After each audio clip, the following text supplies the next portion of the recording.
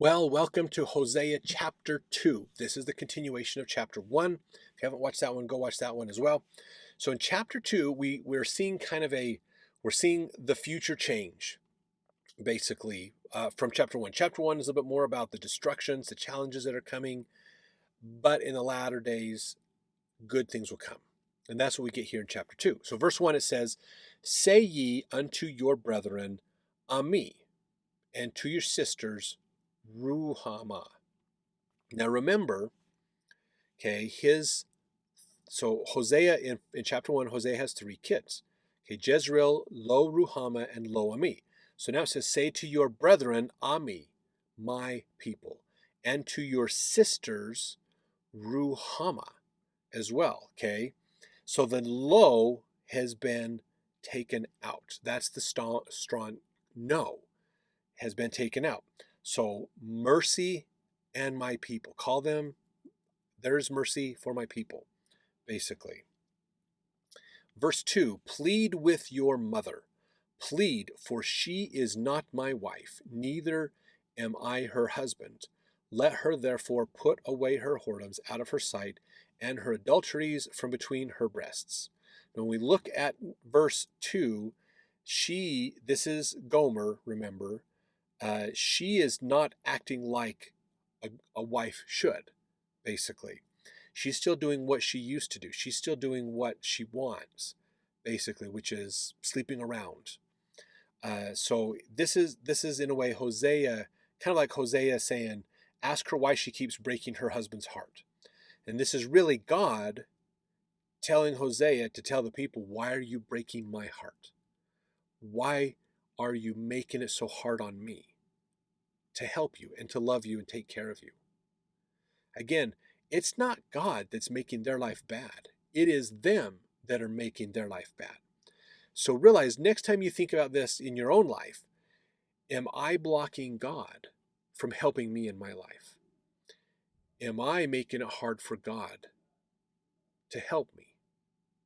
If you're not praying, if you're not doing some fasting every once in a while, if you're not keeping his commandments, if you're not going to church and those kinds of things, if you're not understanding him and coming to him, you're making it hard for him to help you in your life. So that's the same kind of an analogy, basically. So when we look at this, in fact, this is, let's see, Kent Jackson, The Marriage of Hosea and Jehovah's Covenant with Israel. He made a comment about this. He said, "This is essentially an announcement of divorce. Jehovah has divorced Israel. What begins now is bitter condemnation of Israel's behavior and a proclamation that God would punish her severely for it. He would publicly expose his unfaithful wife to ridicule, shame, and abuse because she violated her vows to him. He would expose her adultery to the world and humiliate her before her lovers. Let her therefore put away her whoredoms out of her sight and her adulteries from between her breasts, lest I strip her naked and set her as in the day that she was born, and make her as a wilderness. I will discover her lewdness in the sight of her lovers, and none shall deliver her out of mine hand." Now, when we look at this idea, okay, so this might sound harsh. Okay, if you have gone through our Old Testament videos all the way through, thank you, congratulations on that. That's a lot of videos, but you understand what they're talking about in here.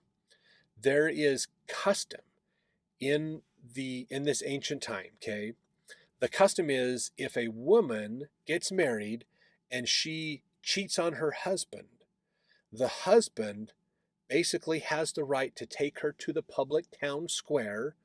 Okay, in our day and age, it would be a live stream on Facebook, and basically it was what he would do is he would take her to the public square and say, she has been unfaithful to me, and then basically rip her clothes off of her so she's naked in front of everyone in the town.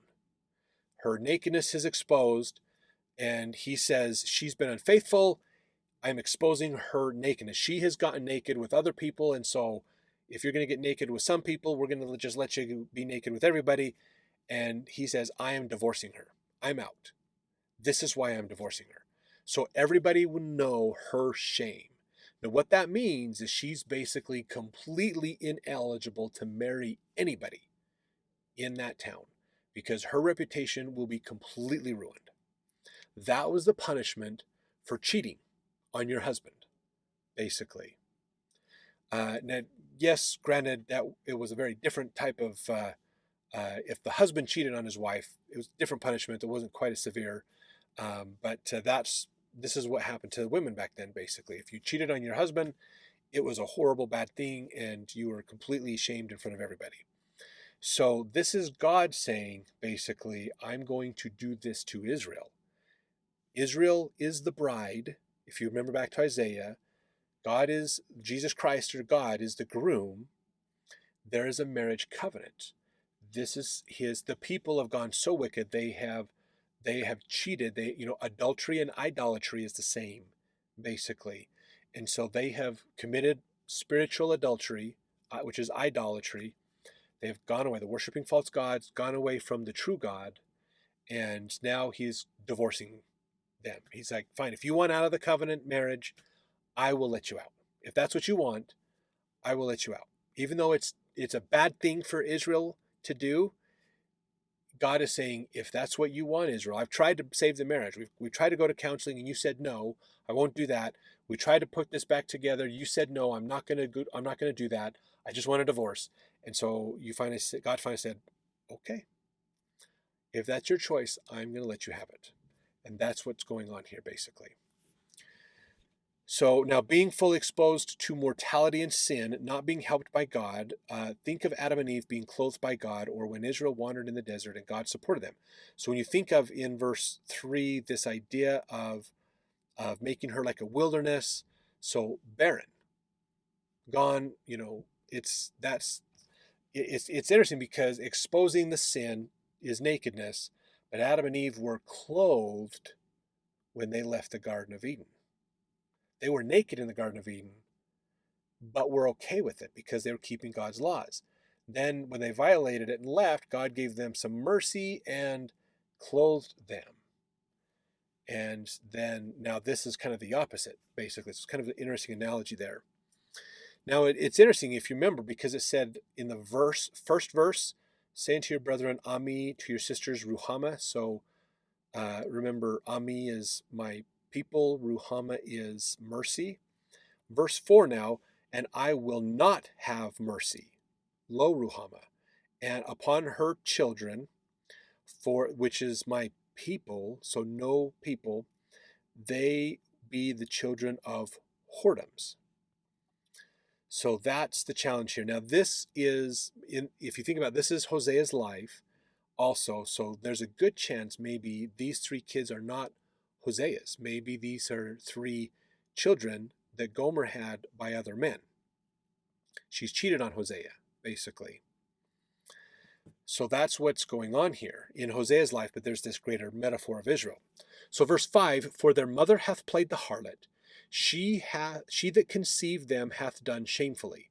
For she said, I will go after my lovers that give me bread and my water, and my wool and my flax and mine oil and my drink.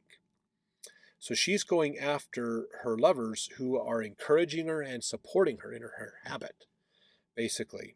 So you think about the idea of government and religious officials. They're helping the people to go away. They're encouraging the people to go away from God, from Yahweh. The government and the religious leaders are steering the people, making it easy for them to worship false gods. So they're complicit in this, basically.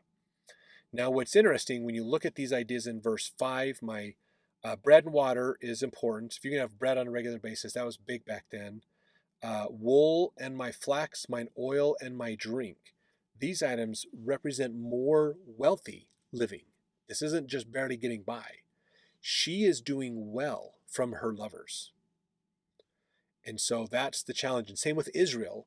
The other nations, the other people who are the pagan nations, basically the groups around them, the commerce, the benefits they're getting is amazing, but they're stuck on this idea of wealth is an important thing, basically. So verse 6, therefore, behold, I will hedge up thy way with thorns and make a wall that she shall not find her paths. So this is, if you think about this, trying to guide her back, getting off the path hurt. to encourage you to stay on it. So think about this. Hedge up thy way with thorns and make a wall that she shall not find her paths. Meaning we want to help her to stay on the path and not get off the path onto forbidden roads. Keep the commandments. And so we're going to make it hard. Basically, your life can be harder, can run into more complications or problems if you do not keep the commandments. That's the hedge and the thorns. So imagine a path with rose bushes and hedgerows along it. The hedgerows are there to keep you on the path, but if you try to get off the path, you have to navigate through some pretty painful experiences to get off the path. So to leave the righteousness of God, it's going to hurt, and it's on purpose to be a motivation to say, nah, maybe I should stay. Maybe I should stay back up here. Verse 7, and she shall follow after her lovers, but she shall not overtake them. She shall seek them, but shall not find them. Then shall she say, I will go and return to my first husband, for then was it better with me than now. Now here's what's interesting is her life's going to get hard because of the wickedness she's done. And think of the prodigal son analogy with this as well. And she's going to say, I hate where I'm at. The people who did help me and support me are no longer supporting me and helping me. I've been used and abused and cast to the side. My life is terrible. My life was better when I was with my first husband. Okay, so the prodigal son analogy, I went off to play and I gambled away my fortunes, my wealth. I drank it and gambled it because other people told me that was a good thing to do.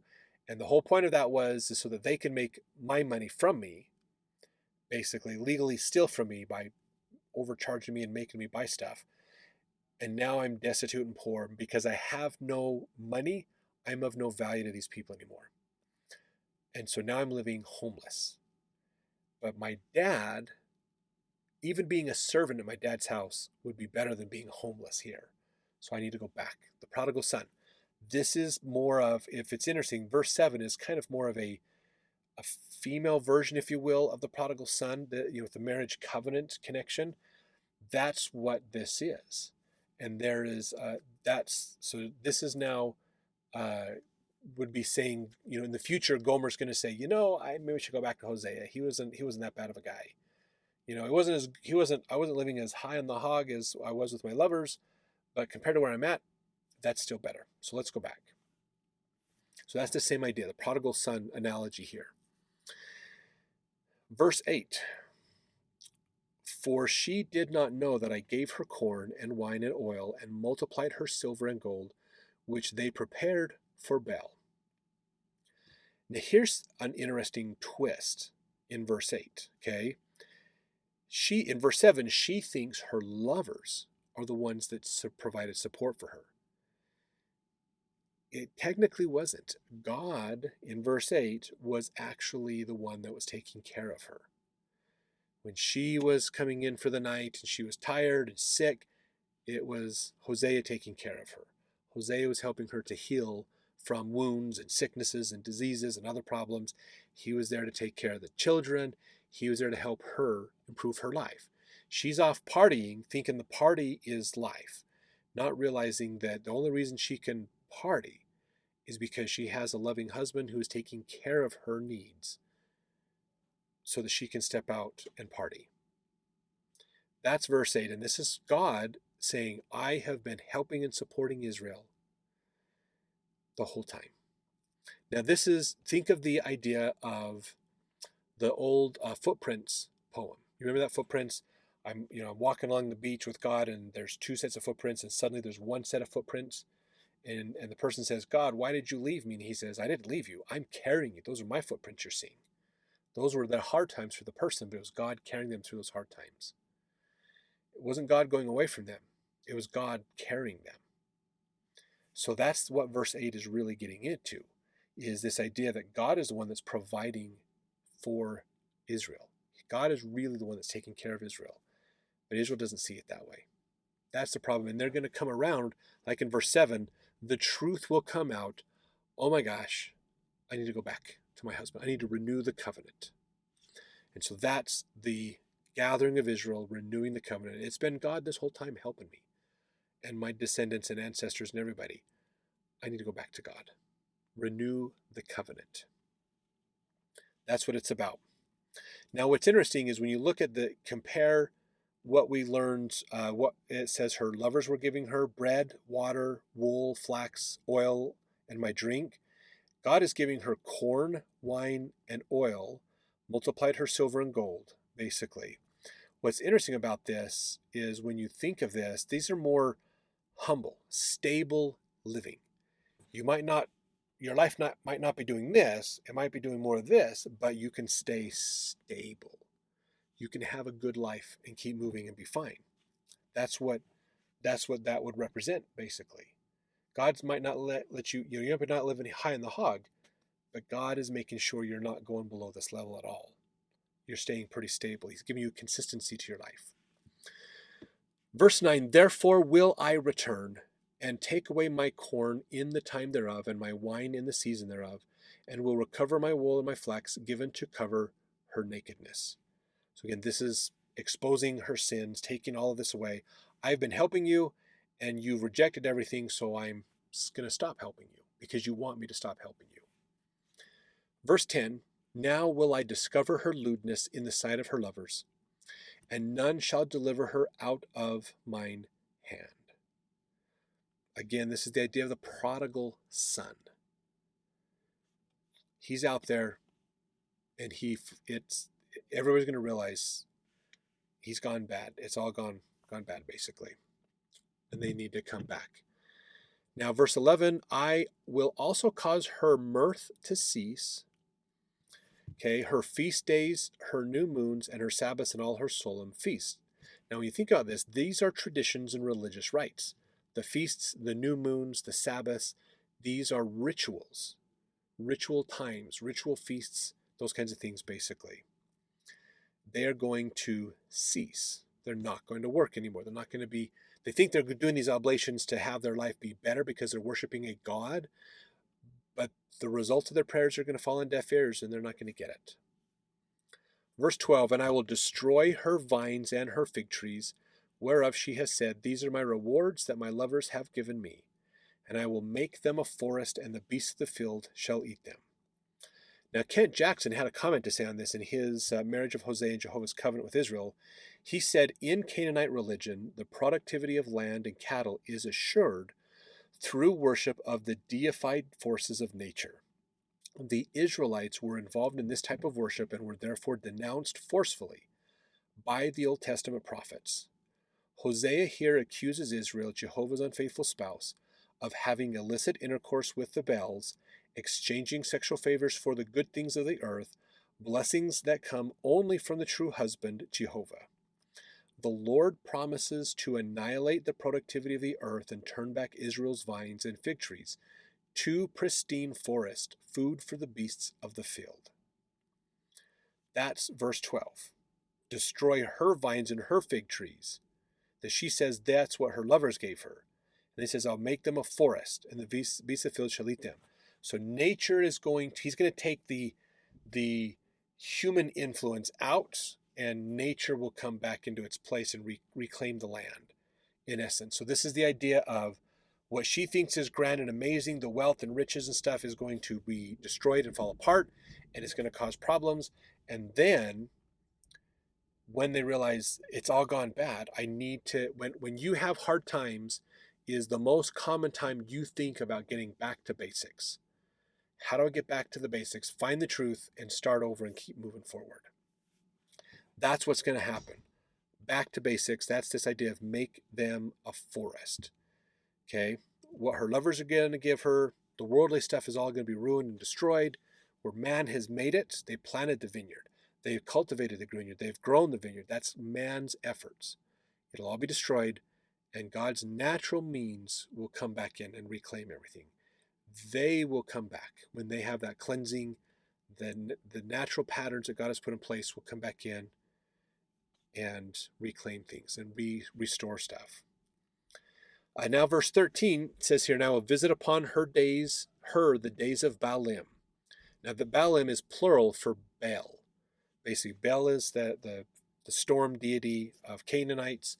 So Baalim is, there's multiple versions of Bel or multiple gods here. Wherein she burned incense to them, and she decked herself with her earrings and her jewels, and she went after her lovers and forgat me, saith the Lord. So again, adultery is idolatry. Same thing. Okay?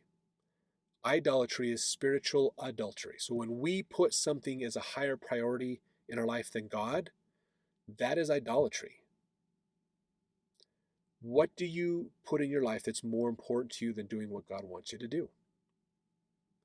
That's idolatry. How can we come back to God? How can we prioritize God in our life and make sure He is the center and focus of what we do in everything in our life? That's bringing us back to the covenant, renewing that covenant. Hey, God, I promised I'd take care of you. When you were baptized, when you confessed Christ, brought Him into your life, you made promises that you would keep His commandments and do your best to do what He wants you to do. And you haven't, and so you need to repent and come back. That's the renewing of this covenant, basically. It's something we all have to do, but this is also, in a general sense, the chosen people of God are the ones who have done that. And this is ancient Israel saying, I need to do that now, basically.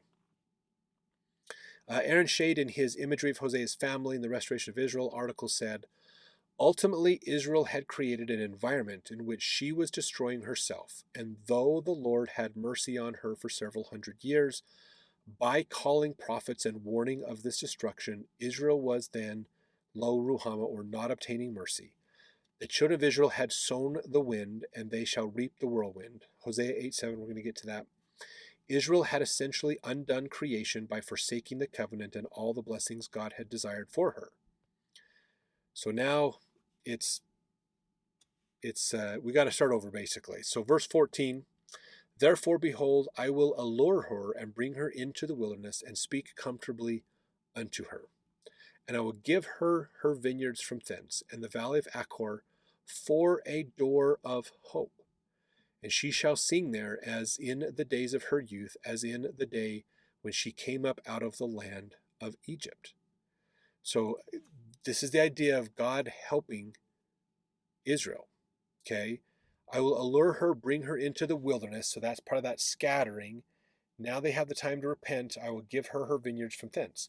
When Israel comes back, when Israel realizes, oh, it's terrible out here in the main world, I want to go back where it's safer, which is with my husband. That's God, the marriage covenant. I will then have blessings, and God will bless her and help her. Valley of Achor for a door of hope. This is a valley that has an abundance of food. God is going to provide abundance for Israel when they repent and come back, basically. Verse 16, and it shall be at that day, saith the Lord, that thou shalt call me Ishi, and shalt call me no more Bali. Now this is an interesting one, okay? Verse 16 has, let's break this one down, okay? This means, okay, so verse 16, when you say Ishi, it means Lord or Master. With an I ending is my Lord or my Master, okay?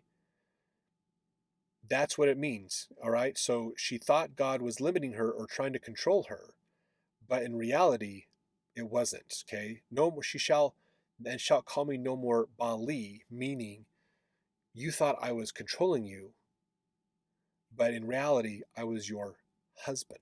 I was loving you and taking care of you. That's what verse 16 is. She is realizing, I need to go back to my husband who loved me and took care of me, which is God. I need to get rid of pride and sin and the glamour and the wealth and the glitz, and I need to go back to living a good life with my husband, because that is where it mattered. And that's what's going to say here. So verse 17, for I will take away the names of Baalim out of her mouth, and they shall no more be remembered by their name. So forget the false gods. We're going to just pull that out of your head, get rid of them. You won't remember them anymore. Verse 18, and in that day will I make a covenant for them with the beasts of the field, and with the fowls of heaven, and with the creeping things of the ground, and I will break the bow and the sword and the battle out of the earth, and will make them to lie down safely.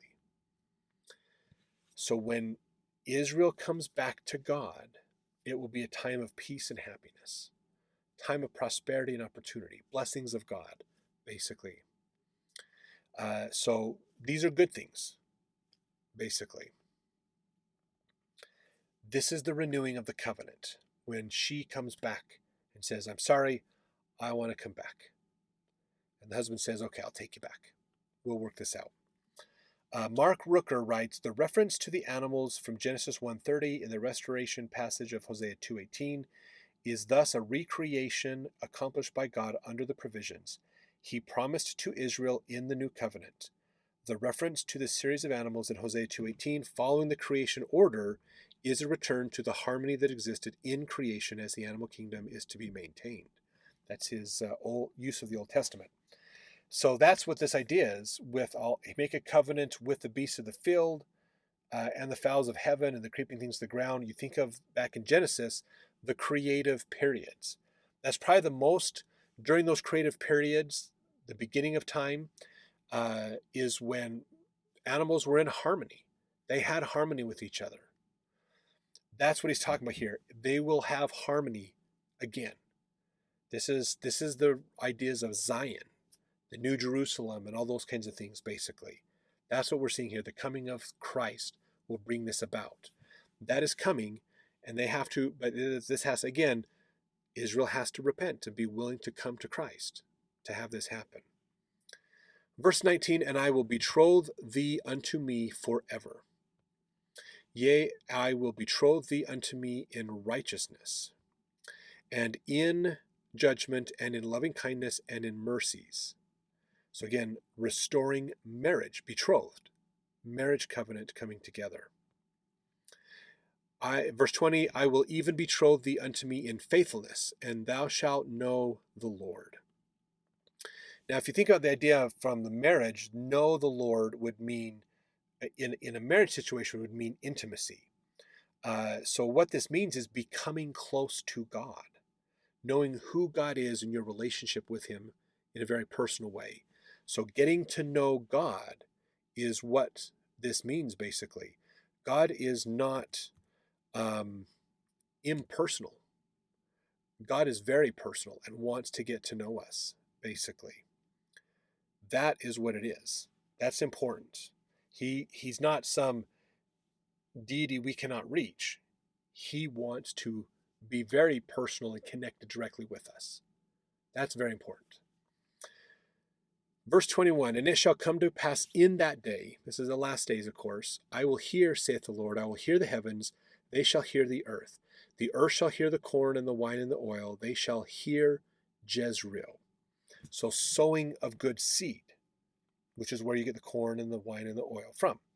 So the downtrodden and poor Israel, like the Jezreel Valley, they have great potential, will be resown and made faithful by the Lord. That's Old Testament Study Manual made that comment. So they're coming back. They're coming back. God is going to plant the seeds of their return, the harvest, when they come back to God. That's our day and age. That's already happened and is continuing to happen now. Verse 23, and I will sow her unto me in the earth, and I will have mercy upon her that had not obtained mercy, Ruhamah, and I will say to them which were not my people, so lo, Ami, thou art my people, Ami, and they shall say, thou art my God. So that's that reversal. In this day and age, in Hosea's day, it is lo, Ami, lo, Ruhamah, but in the last days it'll be Ami, Ruhamah. You have mercy, you are my people. It's that reversal. That's what we're seeing in our day and age right now. And it's going to continue to accelerate and do more. So let's jump over to chapter 3 as we continue on with the book of Hosea.